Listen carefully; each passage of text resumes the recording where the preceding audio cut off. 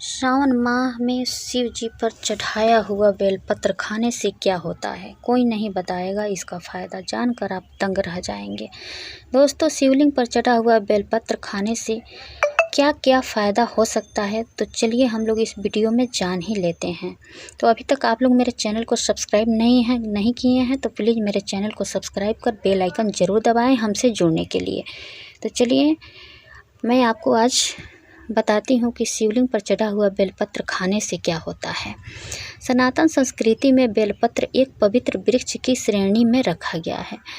पुरातन समय से ही शिवलिंग की पूजा के दौरान बेलपत्र चढ़ाने का नियम है। पौराणिक मान्यता की है कि शिवलिंग पर बेलपत्र चढ़ाने से भगवान शिव जल्दी प्रसन्न हो जाते हैं। इतना ही नहीं, बेलपत्र भगवान शिव का प्रिय माना जाता है, इसलिए युगों युगांतर से शिवलिंग पर बेलपत्र चढ़ाने का नियम है। ये तो हम सभी जानते हैं दोस्तों, लेकिन बेलपत्र पवित्र होने के साथ साथ काफ़ी सारे औषधीय गुण से भी भरपूर है।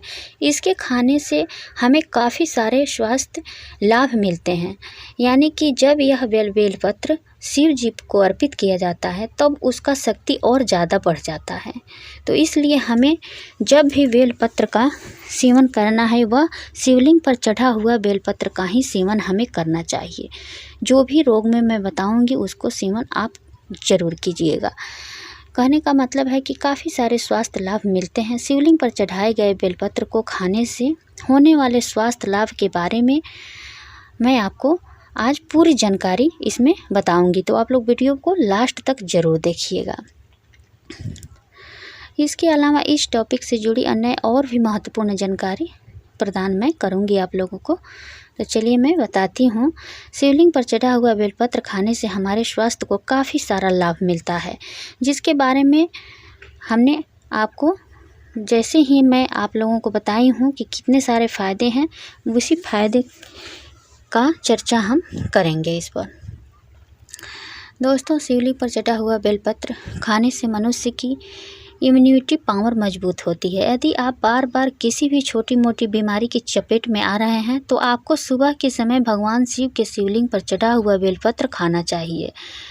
यदि आप खाली पेट शिवलिंग पर चढ़ा हुआ बेलपत्र खाते हैं तो इससे इम्यूनिटी पावर मजबूत होगी। आप छोटी मोटी जैसे कि सर्दी जुकाम आदि बीमारियों से बचे रहेंगे।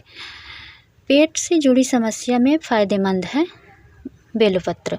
दोस्तों, यदि आपको पेट से जुड़ी कोई विकार है जैसे कि गैस, कब्ज, अपच, पेट दर्द, एसिडिटी आदि की परेशानी है तो ऐसे में आपको सुबह के समय खाली पेट शिवलिंग पर चढ़ाया गया बेलपत्र खाना चाहिए। बेलपत्र औषधीय गुणों से भरपूर होता है जो हमारे पाचन तंत्र को मजबूत करता है। तो हम जब यह बेलपत्र भगवान शिव को अर्पित कर दिया जाता है तो इसमें और ज़्यादा पावर बढ़ जाता है, इसलिए हमें चढ़ाया हुआ ही बेलपत्र खाना चाहिए। दिल को स्वस्थ रखने में भी यह फायदेमंद है। दिल हमारे शरीर का महत्वपूर्ण अंग माना जाता है, इसलिए दिल को स्वस्थ रखना किसी भी इंसान के लिए बहुत ही ज़रूरी होता है। दिल को स्वस्थ रखने के लिए और दिल से जुड़े विकारों को दूर करने के लिए बेलपत्र खाना चाहिए।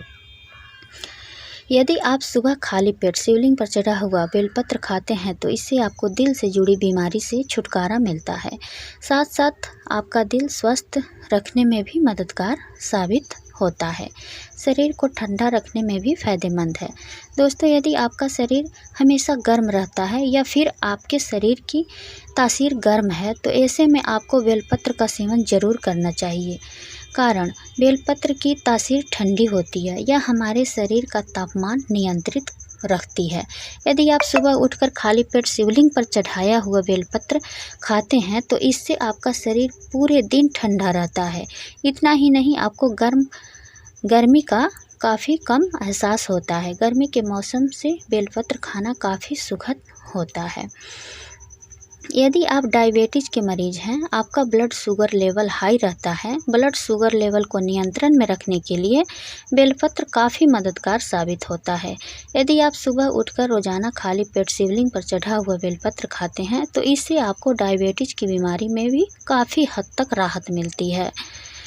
दोस्तों, शिवलिंग पर चढ़ाया हुआ जो बेलपत्र होता है उसमें और ज़्यादा पावर बढ़ जाता है। मैं बार बार आप लोगों को यह बात तो याद कम से कम दिला दूं कि आप तो ऐसे भी तोड़कर खा सकते हैं जा कर के, लेकिन जो शिवलिंग पर चढ़ा हुआ होता है उसमें थोड़ा और ज़्यादा भगवान शिव की कृपा से उसका पावर ज़्यादा बढ़ जाता है। तो ये जितनी भी बीमारी के बारे में मैं आप लोगों को बताई हूँ, वह आप अगर शिवलिंग पर चढ़ाया हुआ बेलपत्र खाते हैं, भगवान शिव से प्रार्थना करने के बाद उस बेलपत्र को उठाकर खाइए, उस बीमारी से आपको अवश्य ही छुटकारा मिलेगा।